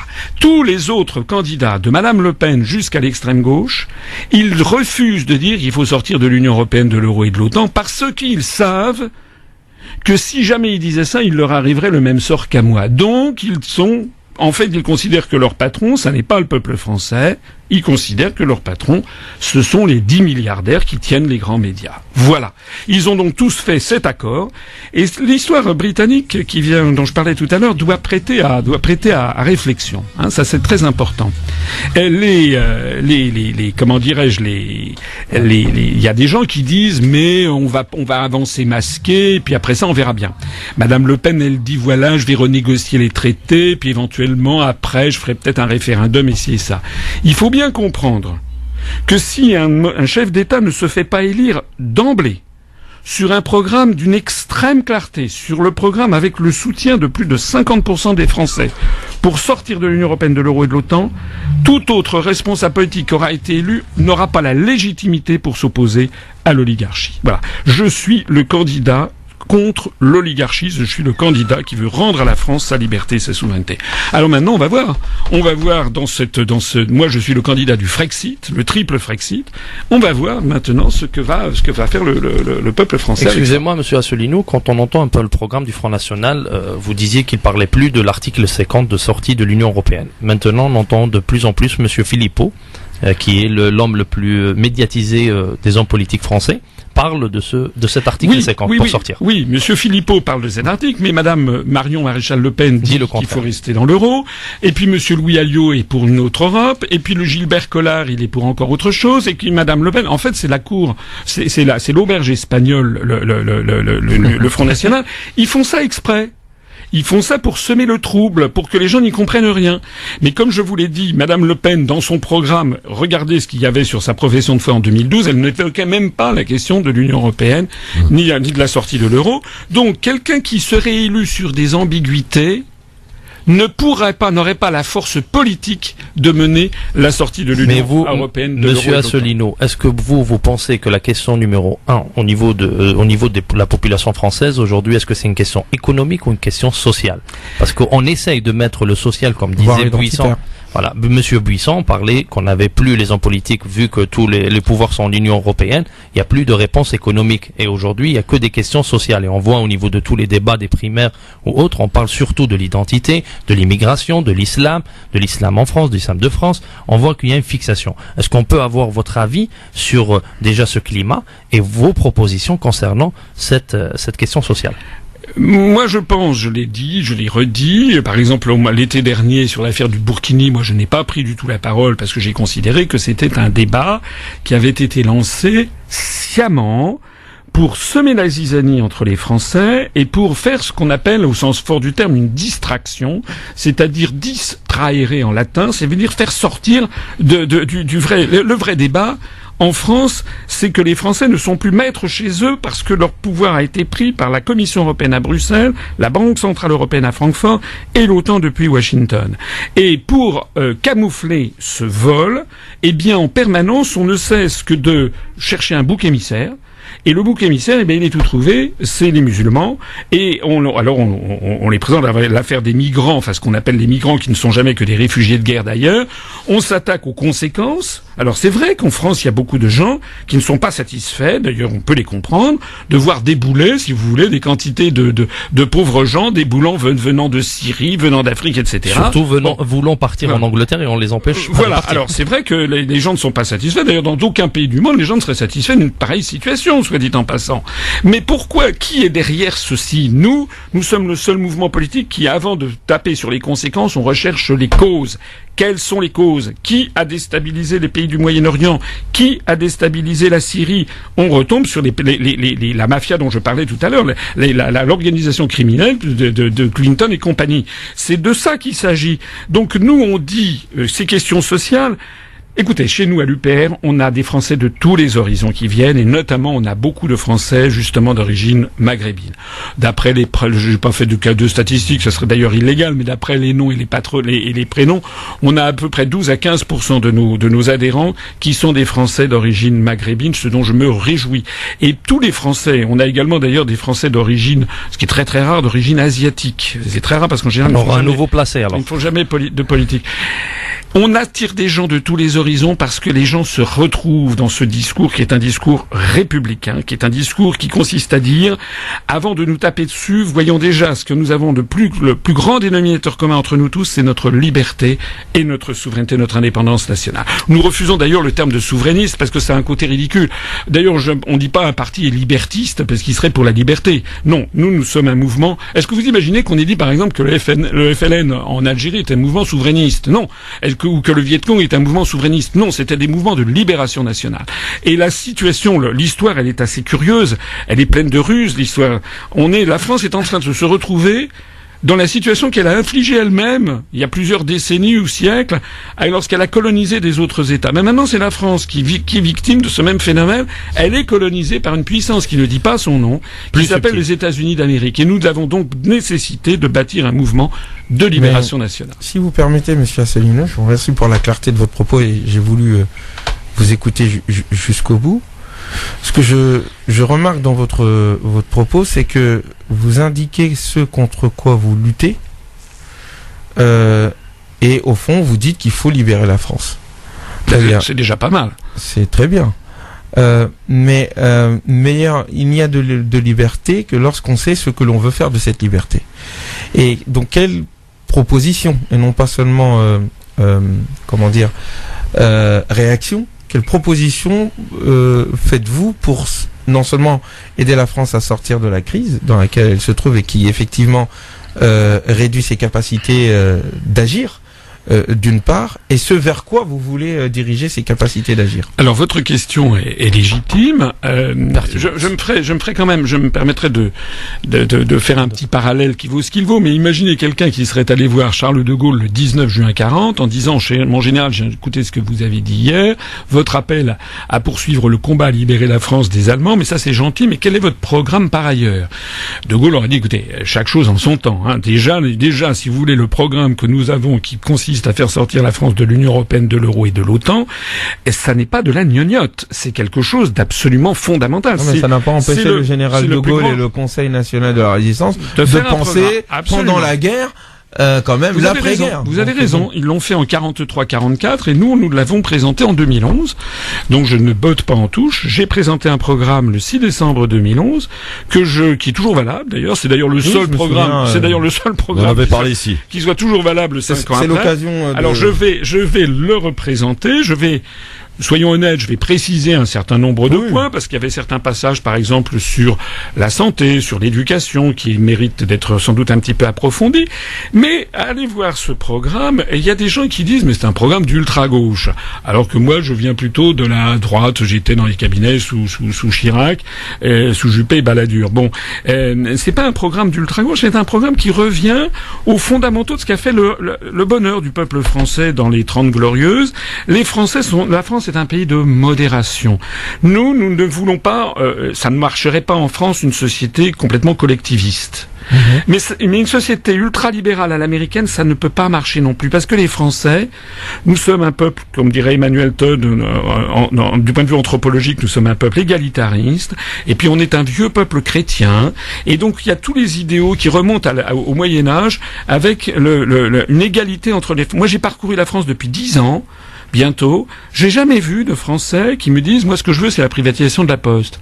Et moi j'ai vu toujours des Français qui sont d'accord, qu'ils soient de droite, du centre, de gauche, tous les Français sont d'accord sur le fait que quelles que soient nos origines, notre religion, notre ethnie, notre catégorie sociale, ils estiment, tous les Français, que au grand moment de la vie, c'est-à-dire la naissance, l'éducation, la justice, la maladie, la mort, on doit être traité de façon égale. Voilà. Une société à l'américaine où vous avez des millions de laissés-pour-compte qui n'ont pas accès aux soins, ou qui ont une justice qui est absolument scandaleuse, parce que aux États-Unis on achète la justice en fait.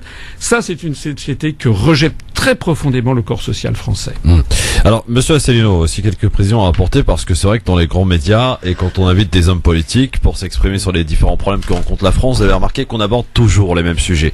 Et ce sera le cas d'ailleurs encore ce soir: sécurité, problèmes identitaires, etc., etc. Moi, là où j'ai envie de vous entendre, parce que là où aucun n'a réussi finalement, c'est le problème du chômage. Quel est votre plan Marshall, j'ai envie de dire, pour essayer d'éradiquer, ou en tout cas de diminuer de façon considérable le chômage en France, et que on retrouve ce pays de ce plein emploi et de ces jeunes qui puissent accéder, ayant fait des études ou non d'ailleurs, à un emploi, ce qui pourrait être quand même la base pour tout être humain, enfin tout individu, j'allais dire, en France, qui cherche du travail, qui a envie de travailler. Alors, c'est effectivement une bonne question. Ce qu'il faut savoir, et là je mets les pieds dans le plat, mais enfin c'est ma nature. Bon, ce qu'il faut savoir, c'est que pour l'oligarchie qui tire les ficelles, qui tient en fait les pays occidentaux, le chômage c'est bien. C'est pas mal, c'est bien. Parce qu'elle considère, ça a été théorisé avec un truc qui s'appelle le NAIRU, N-A-I-R-U, c'est un terme anglo-saxon, qui c'est Non-Accelerating Inflation Rate of Unemployment, ça veut dire le taux de chômage qui permet de ne pas avoir d'inflation. Parce que pour les gens qui nous gouvernent, c'est une rupture conceptuelle fondamentale par rapport à ce qu'il y avait dans les années 50-60 du XXe siècle. Dans les années 50-60, les dirigeants cherchaient honnêtement la baisse du chômage, à parvenir, si possible, au plein emploi. Et on s'est aperçu que lorsqu'il y avait du plein emploi, ça favorisait bien entendu les revendications salariales, et ça favorisait évidemment on grignotait la part dévolue à la rémunération du capital par rapport au travail. Voilà.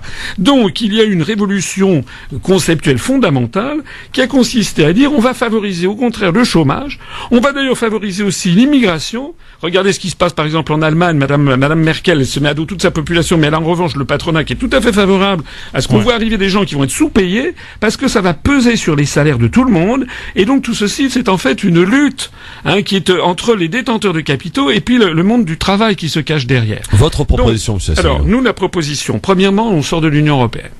Ça veut dire que et de l'euro. Ça veut dire que l'euro, à la place on récupère le franc perdra, mettons, 10%. Est-ce que c'est possible concrètement aujourd'hui? Bien sûr, évidemment. Écoutez, vous avez des quantités de prix Nobel d'économie, Joseph Stiglitz qui dit, ou Paul Krugman qui dit que ceux qui s'en sortiront le mieux sont ceux qui sortiront les premiers de l'euro. Et même rappeler que la Grande-Bretagne était dans l'Union européenne, mais avec sa monnaie, la livre sterling. Alors elle avait sa monnaie, la livre sterling, mais là un peu spécifique, voilà. La Grande-Bretagne. Oui, écoutez, comment vous voulez demander à la France, qui est un des fondateurs de l'Europe, de quitter l'Europe? Ah ben ça, mais qu'est-ce que c'est que ça veut dire ça? Non, je pose la question. Nous, il y a un article, qui est l'article 50 du traité de l'Union européenne qui permet de sortir. Il n'est pas précisé que c'est réservé uniquement à ceux qui sont entrés les derniers. Ce qu'il essaye de dire, c'est que au niveau de... J'observe qu'on m'a pas laissé terminer mon propos. Mais en tout cas, ce qu'il essaye de dire, c'est que il ne parle pas de la possibilité ou pas qu'un pays sorte. Il parle pour la France et son imaginaire, entre guillemets, au niveau de son limite en tout cas, c'est un horizon indépassable. Mais non, mais justement, je voulais comment convaincre la France? Justement, je voulais terminer par l'imaginaire parce que et faire le lien entre la sortie de l'euro et le chômage. Alors, reprenons les choses. Oui. L'euro, si on sort de l'euro, on aura un franc. Le franc perdra peut-être, mettons, et ça serait souhaitable qu'il perde, mettons, 10% par rapport au cours pivot vis-à-vis du dollar. C'est exactement d'ailleurs ce qui s'est passé au Royaume-Uni.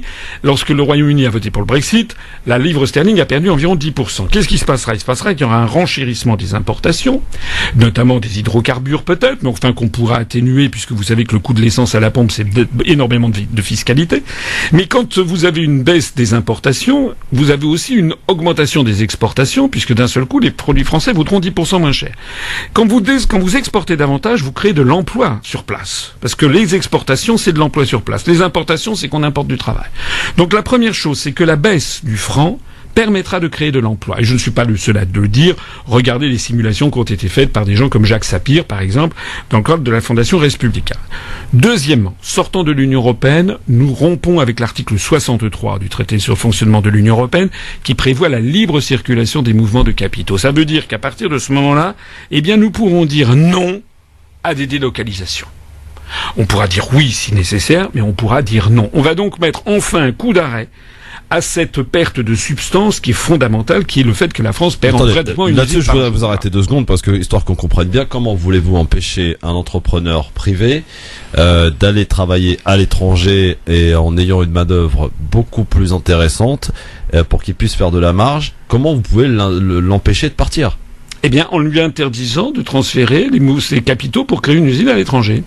Vous savez, ça n'est pas quelque chose d'extraordinaire, c'est ce qui existait en France. Avant déjà. C'est ce qui existait jusqu'en 1992 en France. Je rappelle que le plan Barre en 1976, je ne parle pas de l'homme de Néandertal, je parle de Raymond Barre, 1976. Oui. En 1976, le plan Barre, c'était, on n'avait pas le droit de sortir plus de 5 000 € de France quand on allait à l'étranger. Pour les touristes. Alors, vous imaginez qu'avec 5 000 €, vous pouviez pas construire une usine automobile à Shanghai. Bien. Je fais remarquer aussi que c'est exactement le système qui prévaut dans tous les grands pays du monde qui se développent à toute allure. Vous n'avez pas de libre circulation des mouvements de capitaux au Vietnam, en Thaïlande, en Inde, en Chine. Ça, c'est uniquement dans les pays de l'OCDE et notamment dans les pays de l'Union européenne. À partir du moment où on aura fait ça, eh bien, on pourra, en tant que de besoin, interdire les délocalisations. On va reprendre, d'ailleurs, c'est nécessaire. Parce que les gens me disent, mais comment vous allez faire, vous vous rendez compte? Mais je dis, mais est-ce que vous vous rendez compte si on reste dans le système actuel?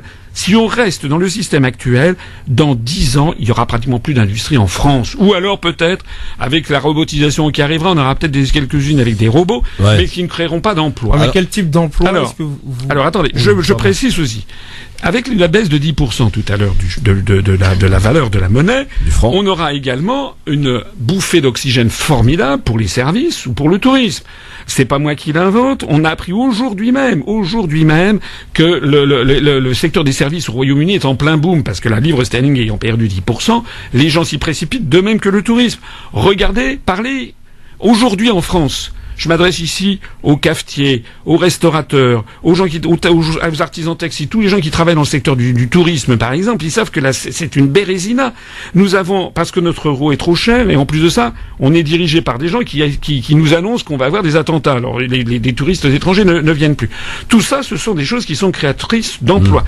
Je voudrais dire, et c'est là où je voulais terminer aussi, c'était sur l'imaginaire, pour reprendre l'expression assez heureuse, si je peux me permettre de porter un jugement, d'Ousmane. L'économie, ça n'est pas une science exacte. L'économie, c'est une science humaine. L'économie, ça parle des êtres humains. Et il y a un point qui est absolument fondamental, c'est la façon dont on se projette dans l'avenir. Si un peuple a confiance dans l'avenir, s'il a le sentiment qu'il élit des gens qui sont là pour servir ses intérêts, s'il a le sentiment que le président de la République qu'il a élu, il fait pourquoi il avait été élu, qu'il est là pour défendre l'intérêt des Français, parce que au niveau international, si le président de la République française ne défend pas les Français, personne ne va le faire à sa place. Donc si le peuple français il sent ça, s'il sent que d'un seul coup on ne dépend plus de Goldman Sachs, de JP Morgan, de Pinault, de je ne sais pas qui, de Monsieur Drahi, de Monsieur machin chose qui tiennent les médias en France, mais que d'un seul coup c'est le peuple français qui a repris les commandes, vous n'imaginez pas ce que ça va changer dans la mentalité collective du peuple français. C'est que d'un seul coup, les gens vont se dire, ça y est, je reprends confiance en mon pays. Quand on a confiance dans l'avenir, c'est à ce moment-là que l'on investit. C'est à ce moment-là que l'on prend des décisions qui sont positives. C'est exactement comme si vous avez des enfants. Si vous avez un enfant qui, en permanence, vous le grondez, vous le critiquez, vous le méprisez, il va déprimer, il n'aura pas de bons résultats. Une bonne éducation, si vous avez un enfant, il a une bonne note, vous dites, mon chéri, c'est formidable, tu vois que tu peux y arriver, etc. Eh bien, il va d'un seul coup entrer dans un cycle positif. Mais, pardon, Christophe, juste, moi, quand j'entends M. Asselineau, on ne peut qu'adhérer. Et je pense que le système aujourd'hui, il est fait d'une telle manière qu'il est vraiment de plus en plus pervers. C'est que ce que propose M. Asselineau, il y a des éléments au niveau du Front National qui proposent et auxquels la population aujourd'hui adhère. Quand on entend le Frexit, il est brandé par certains au niveau du Front National. Aujourd'hui, quand on entend de la sortie de l'euro, ou de la sortie, vous le dites, oui, ils veulent pas, ou ils disent tout, n'importe quoi, mais sauf que la population aujourd'hui, dans sa grande majorité, elle est attirée par ce discours qui est vraiment pris par un parti qui ne va pas appliquer, comme vous le dites. Moi, j'ai un problème quand même. Il y a de tout, il y a de tout au Front National, parce qu'il y a aussi des gens, il y a beaucoup de gens. Le Frexit est parlant, le Frexit. En tout cas, nous, ça sera, nous, c'est notre mouvement, nous, c'est le Frexit. J'ai déjà largement diffusé tout ceci. Monsieur Dupont-Aignan a dit il y a quelques jours qu'il était totalement contre le Frexit, qu'il voulait pas sortir de l'Union européenne, dont acte. Monsieur Mélenchon, qui avait dit il y a encore un mois qu'il fallait peut-être sortir des traités européens, ce qui est une formule d'ailleurs ambiguë, parce que sortir des traités européens, ce n'est pas la même chose que sortir de l'Union européenne. Voilà. Mais en fait, il ne veut pas sortir. Et puis, Madame Le Pen, je renvoie les gens qui pensent comme ce que vous croyez, je les renvoie à ce passage de Madame Le Pen, c'était le 8 février dernier sur TF1 20h, où le journaliste, on l'a mis en ligne sur notre site internet, où le journaliste dit « Ah, ben alors Madame Le Pen, vous avez changé, maintenant vous ne proposez plus de sortir de l'Union européenne et de l'euro. » Et elle dit « Mais monsieur, je n'ai jamais proposé ça. » Alors le journaliste est un peu interloqué, il dit « Mais si !» Et elle dit « Non, non, monsieur, je n'ai jamais proposé. » En quoi Madame Le Pen, pour une fois, elle disait la vérité, elle avait raison. Effectivement, elle ne l'a jamais proposé. J'insiste encore, si vous me le permettez. Deux choses. Parce que pour qu'on avance, monsieur Asselineau. Deux choses. Sur l'affaire du chômage, sortir de l'Union européenne, ça a aussi un autre avantage que je n'ai pas précisé, et sur lequel je voudrais revenir, c'est qu'on va pouvoir lever des quantités d'obligations qui pèsent sur les artisans, les petits commerçants et toutes les PME qui n'exportent pas. Parce que on a ces réglementations qui nous tombent en pluie fine, tout le temps, mais qui sont d'origine européenne. Alors, pour les entreprises qui sont obligées d'exporter ou qui ont des marchés sur l'Union européenne, eh bien, elles conserveront ces réglementations, c'est ce qui leur permettra d'exporter. Mais en revanche, vous avez des quantités de professions qui sont obligées d'appliquer des contraintes. Les gens ne peuvent plus vivre. Si vous avez des amis commerçants, artisans, etc., tout le monde sait qu'ils n'en peuvent plus des réglementations. Ouais. Ça sera un formidable appel justement pour un petit peu plus de créativité et embaucher plus facilement. Monsieur Asselineau, moi j'abonderai presque dans vos propos, si ce n'est que... Avec une nuance peut-être. Avec beaucoup de nuances même. Pourquoi je me permets de dire ça? Parce que payé par cela, oui, chèrement d'ailleurs. C'est grâce à eux que je suis au chômage. Combien vous êtes donné, Madame Clinton?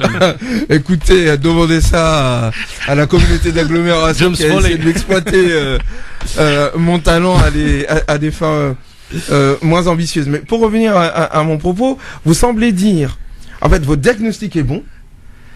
Votre lutte contre est bonne, mais le pour, je le trouve pas. Et vous semblez dire que le chômage, au fait, a eu lieu quand on est rentré dans l'Union européenne. Et qu'il suffirait, au fond, de revenir au franc pour que nous puissions avoir des marges. Or, le problème du chômage a lieu bien avant l'existence de l'euro. Non. Et qu'il y a un certain nombre, je finis juste, et qu'il y a un certain nombre de politiques publiques et de politiques économiques qu'il s'agit d'avoir, de réarmer à un moment donné la France au niveau de ses capacités de levée de fonds, qu'elle ne soit plus dépendante des marchés, qu'elle puisse à un moment donné avoir une politique offensive en termes de réindustrialisation, mais qui se préoccupe aussi de l'écologie, et d'autre part, si effectivement l'Union européenne telle que nous la voyons aujourd'hui ne nous plaît pas, nous avons le choix effectivement de sortir, et c'est votre proposition, pourquoi pas, mais nous avons aussi le choix de considérer que, après tout, l'union entre ces pays-là, non pas sur le côté économique et religieux néolibéral que nous avons en ce moment, mais sur d'autres modèles, est possible. Et je ne vois pas pourquoi est-ce que la France, refusant, à travers votre voix, peut-être, refusant l'actuelle Union européenne, ne proposerait pas autre chose. Alors ça c'est un sujet. Et pas juste de sortir et dire bon, on en a marre, on sort. Alors en fait, une réponse un peu plus courte que la question, parce que j'ai la pub en fait. Pardonnez-moi. Alors non, mais c'est très clair. Sortir de l'Union européenne, il y a deux possibilités. C'est soit on sort, soit on reste. Voilà. Les gens qui promettent, en fait, ce que vous dites, c'est pourquoi on ferait pas une autre Europe. Bon, ça c'est écoutez. C'est ce que Mélenchon d'ailleurs. Oui, mais ça fait, écoutez, ça fait 60 ans que les gens proposent une autre Europe. Charles de Gaulle s'y est cassé les dents. Il y avait pourtant que l'Europe des 6. Charles de Gaulle n'a pas sorti la France. Oui, je sais, mais parce qu'il n'avait pas les moyens pour la sortir. Surtout parce qu'il a vu qu'il y avait un intérêt. Non, c'est parce qu'il avait, il n'avait pas les moyens de le faire, puisque. Moi, je pense qu'il y avait un intérêt. Non, le 15 mai 62, il a dit dans une conférence de presse que c'était les Américains qui étaient derrière. Enfin, il n'a pas dit ça, il a dit il y a un fédérateur extérieur qui n'est pas européen. Le soir même, il y a les 4 ministres MRP de son gouvernement qui ont claqué la porte. Il n'avait plus de majorité à l'Assemblée nationale. Oui. Et donc, pour avoir une majorité pour pouvoir gouverner, malheureusement, les communistes qui auraient dû faire alliance, à mon avis, avec les gaullistes, comme sous la Résistance, parce que c'était les deux grandes forces qui étaient patriotiques, eh bien, les communistes lui refusaient leur soutien. Donc, il était obligé d'avoir une coalition où il y avait les gaullistes, le parti gaulliste de l'Assemblée nationale, plus le MRP, c'est-à-dire les centristes. Et donc, il n'avait pas les moyens politiques de sortir de ça. En plus, c'était les tout débuts de l'Union, de la CEE. On n'était pas encore dans l'Union européenne. C'était encore le marché commun. Moi, ce que je vous dis, c'est que il y a un article, qui est l'article 48 du traité de l'Union européenne. Les traités se modifient à l'unanimité. Pour avoir une Europe à la Mélenchon, il faudrait donc avoir 28 Mélenchons dans les 28 pays. Vous imaginez? Non, moi, je suis pas pour Mélenchon. Je suis sur le fait que par ailleurs, doit avoir un autre discours que on est contre. Mais c'est irréformable. Mais ça n'est pas réformable. On ne peut pas réformer. On peut sortir de l'Union européenne tout en restant dans l'Europe. Non, mais tu peux pas réformer toutes les... il ne s'agit pas de réformer l'Union européenne. Ousmane, je vous rassure. La France, une fois qu'on sera sorti de l'Union européenne, on va rester frontalier de l'Allemagne. Ça, y a pas de... Non, mais je le signale. Voilà, on va pas changer de planète. On sera comme la Suisse. La Suisse, elle est frontalière de l'Allemagne et de la France. Attendez, j'ai pas répondu à la question. Oui, mais j'ai la pub, moi j'ai des impératifs. Non, je répondrai au chômage. Garde au chaud sa réponse. Je répondrai parce qu'il m'a dit que le chômage, je reprendrai le chômage, mais allons-y pour la pub. Alors, on y va pour la pub. Votre réponse sur le chômage rapidement, et j'aimerais qu'on aborde 2 sujets avant. Il nous reste très peu de temps, donc on va essayer d'aller vite, hein. D'accord? À tout de suite. Je voudrais qu'on parle quand même de ce qui est important. On a parlé du chômage qui est très important pour tous les Français. Un autre sujet très important et que personne n'aborde, comment vous allez faire pour, refaire naître ce vivre ensemble qui a quelque peu disparu. À tout de suite. France Maghreb 2, France Maghreb 2. Merci d'être avec nous dans cette émission de Grand Forum avec notre invité aujourd'hui, monsieur François Asselineau, Il nous reste 5 minutes. On va essayer d'être bref. Alors, votre réponse d'abord sur la question qui vous a été posée, puisque vous souhaitiez finir, et c'est tout à votre honneur d'ailleurs, sur le chômage. Problème important. Oui, non, parce que j'entendais l'énormité proférée par Ousmane qui disait que il y avait déjà beaucoup de chômage avant, que c'était pas l'Europe. Bien sûr qu'il y avait du chômage, je n'ai jamais dit d'ailleurs que sortant de l'Union Européenne, de l'euro et de l'OTAN, il n'y aura plus aucun problème en France. C'est ce que vous semblez dire. Non, évidemment. Vous avez répondu ça mais attendez, chômage. Attendez. Mais le chômage en France a connu une accélération phénoménale à partir des années 90 avec la politique du franc fort. Pour arrimer le franc aux marques, on estime, tous les économistes estiment que ça nous a coûté au moins 1 million de chômeurs. Non, puisque vous disiez que l'Union Européenne n'était pour rien dans le chômage. Et j'ajoute que vous avez vu les statistiques. C'est la politique monétaire qui a quelque chose à voir dans le chômage. Les statistiques qui viennent de sortir montrent qu'au niveau européen, dans l'Union européenne, maintenant, il y a 23,8% de gens qui sont en dessous du seuil de pauvreté. On est d'accord sur le diagnostic. Et la pauvreté ne cesse de s'aggraver. Donc, je suis désolé, mais je ne dis pas que si on sort de l'Union européenne, de l'euro, il y aura d'un seul coup plus de chômage. Je mentirais aux gens. Ce sera une bonne chose de fait. Mais on aura une décrue rapide du chômage qui d'ailleurs a été chiffrée par des gens comme Jacques Sapir, qui a fait tourner des modèles économétriques. On pourrait faire baisser d'au moins et assez rapidement, peut-être de 1 à 2 millions le nombre de chômeurs, excusez du peu. Ouais. C'est quand même fondamental. Alors, avec la même manière des statistiques actuelles, avec les mêmes chiffres. Oui, mais actuellement les statistiques par ailleurs sont totalement moi je suis sceptique avec votre proposition, je vous le dis tout de suite. Oui, mais c'est pas évidemment suffisant. Vous êtes payé par Madame Clinton pour merci, mais ça répond pas à la question. Si, ça répond tout à fait à la question. Établir une politique économique sérieuse sur le simple fait de sortir d'une monnaie, c'est pas sérieux. Il faut à un moment donné, non seulement effectivement changer la monnaie ou sortir de cette monnaie si elle bloque, mais proposer aussi une politique économique. Rassurez-vous. Depuis tout à l'heure, c'est ce qu'on vous demande. Mais pas on dit juste qu'il faut suffire de sortir de l'euro, c'est pas suffisant. Mais pas du tout. Quelle politique économique, industrielle proposez-vous pour la France du 21e siècle qui permet de réarmer la France afin de l'aider à affronter les défis d'aujourd'hui? Une chose vous n'avez pas répondu à cette question. Mais si, j'ai tout à fait répondu, c'est qu'à sortant de l'euro. À partir du moment où on sort de l'Union européenne, en tant que de besoin, nous ferons prévaloir nos intérêts nationaux. Par exemple, nous imposerons. Comment vous remplissez les carnets de commandes? Nous interdirons. Comment vous orientez la politique industrielle? Mais on remplira les et la politique économique. Quelle direction vous donnez? Attendez, vous me laissez parler ou mais non. Non seulement on discute. Non, on ne discute pas. Vous répondez pas à ma question. Non. Ça y est, tout le monde a compris votre question. Les carnets de commandes, on les remplit parce que tout simplement, on aura d'abord gardé les mêmes marchés et en plus de ça, notre monnaie a perdu 10%. C'est tout. Donc déjà, nous aurons une augmentation du carnet de commandes. Deuxièmement, s'agissant des délocalisations, nous pourrons les interdire puisque nous contrôlerons les mouvements de capitaux. Troisièmement, nous aurons un formidable allègement des charges et notamment des charges administratives sur l'ensemble des PME et des artisans et des commerçants en France. Voilà des éléments qui sont tout à fait fondamentaux. Par ailleurs, nous gérerons notre monnaie avec l'intérêt qui correspond à notre économie. Moi, vous me dites, on n'a pas le temps d'élaborer parce que on pourrait entrer dans des sujets plus techniques, mais que feront les autres? Les autres, si on vote de tous les autres, on restera dans l'Union européenne, il n'y a même plus à débattre puisqu'on sait déjà quelle est la politique économique. Elle a été fixée par les rapports des grandes orientations de politique économique. Là, en l'occurrence, on parle pas des autres. Parce que le choix, c'est entre les autres et moi. Et les autres, eux, ne vous proposent pas de politique économique. Mais je m'en fiche des autres, moi. Mais moi, c'est vous qui m'intéressez. Parce que... Quelle est votre proposition? Admettons, on est sorti de l'euro. Et je suis d'accord avec vous. On est d'accord sur le diagnostic que l'euro, ça marche pas. On est d'accord c'est déjà fondamental. Oui, on est d'accord. C'est pour ça que je vous demande. Et là, on n'aura pas le temps, malheureusement. Voilà.